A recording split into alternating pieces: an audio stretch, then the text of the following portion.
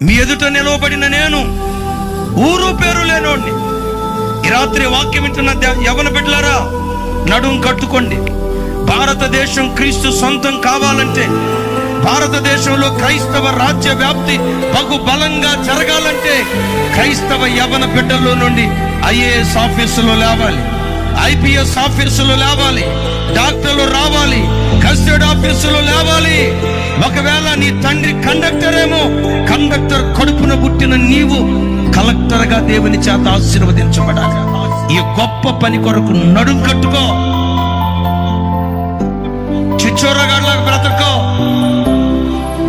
పోకిరోడ్లాగా బ్రతకో, వేషాలు వేయకో, పనికిమాలిన కార్యక్రమాలు చేయకో. రాబోయే దినాలు గడ్డు దినాలు.